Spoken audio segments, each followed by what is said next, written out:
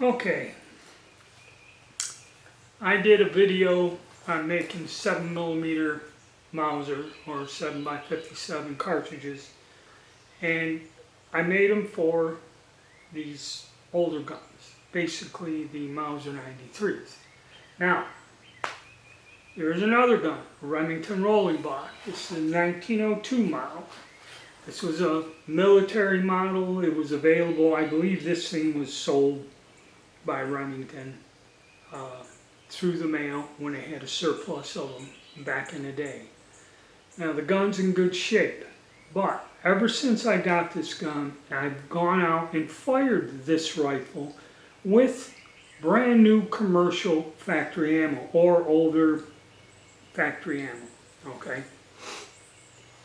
The gun is in excellent shape, and then all these questions just start. And people, you know, their subscribers have written me these detailed emails saying that these guns are dangerous to shoot because the chambers are too long. Supposedly, at one point in time, they changed the cartridge dimensions from back when 1892, 1893, when this cartridge come up, sometime in the 20s, they shortened it. Now, people have mentioned that like up to 11 thousandths. All right? I find that hard to believe. I have found no reference to this. I have found no drawings. How a cartridge headspace is this shoulder, when it goes in there, will lock in to the chamber. If the chamber is too long, then this cartridge will go past where the back end here,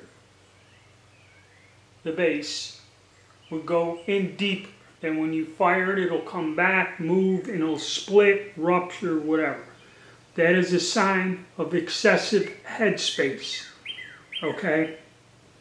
Sign of excessive headspace. And this person's gone on and told me this and told me that and asked me all these questions. Is it safe? You know, headspace, the gun. If you have questions, take this gun to a gunsmith that has all three of the proper headspace gauges and have them put them in there and headspace the weapon. That is it. It'll answer your question. I've seen other videos on YouTube. I've seen all this nonsense and forums going on and on about this, about that. This guy made a list. All these rolling blocks of modern cartridges are dangerous. It's a headspace. I fired this gun without a single problem. I have not fired military ammo in this, especially military ammo that is quite old, from the 20s or whatever. Okay, I would not do that. That alone, the pressures over time are bad. So anyone doing that ain't too swift, to number one. Okay, but there was a guy, he went and fired some Chilean ammo from the, I don't know when, 50s or something, and everything went fine, had no problems. Okay, but what you're describing to me is a headspace problem, all right? And I'm not going to get into this or listen to any of this stupid going on and on. Headspace the gun. If you are in doubt or if you think something's wrong, go have the gun checked with headspace gauges. And they can tell you if the chamber is too long, and if the chamber's too deep, yeah, you're going to have problems, you're going to have to do something. Now, we'll just go take a quick damn look at this, okay, and I'll show you a couple things you can just look at yourself and see if there's something wrong. Alright, we're going to look at this action, and we're going to just use some plain common sense. Okay? The weapon's clear. Alright? So the first thing you can check is push this up, lower the hammer down to the fired position. Okay, there shouldn't be a gap. If you're looking at this thing, okay, there should be no gap there. And also with this down, there should be no play. Okay, this shouldn't move whatsoever.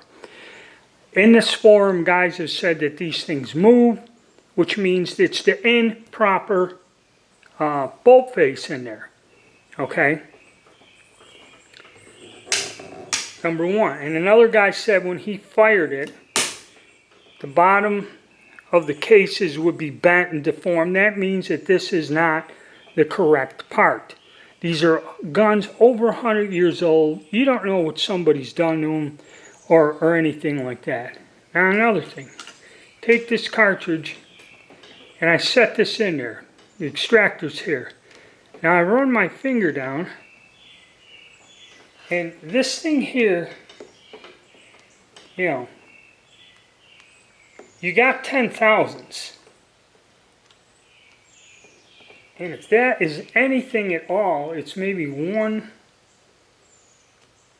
it's 2 or 3 thousandths. This is sitting right where it should sit. Okay, I'm sorry. Move this around. Okay, with the cartridge in there, all right. It's in. I can feel it. It's under the surface. It ain't flush. It ain't protruding.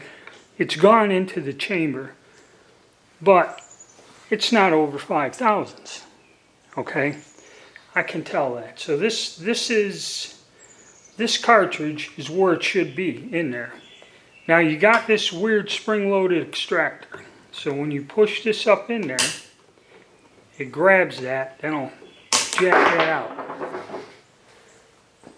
Now, if this thing, and this cartridge is loaded with standard modern dies, okay? I don't believe that the chambers are longer. I believe maybe the gun was rusted and somebody went and put a steel brush or something in there and cleaned that chamber out, or cleaned rust or corrosion out of there and made the chamber longer. But I do not believe they changed that cartridge to where this distance of this shoulder moved 11 thousandths to take these out of headspace. Okay? I don't believe it. So if you have a doubt about this gun, have it headspaced. Okay? I'm not going to get into the debate about long chambers, short chambers, whatever. Some people are describing stuff that this part's a replacement and it's the wrong one, the wrong caliber. Okay, you don't know what somebody's done to this gun. Somebody could have ground it or modified it or put a new locking block there on there. So you don't know. And I can't answer because I haven't seen your gun. I haven't examined it. And I haven't fired it. But are they safe to shoot with commercial grade ammo made by Remington? Yes, I believe they are. Okay? If you want to go on a safe side like me and load it back a few grains, you know, that's the way to go. But I heard all these people fire forming and doing all this stuff, and that's fine. Okay, if you feel the need to do that, that's great. But headspace the gun. Okay? Alright. Hit the like button, subscribe, and stay tuned.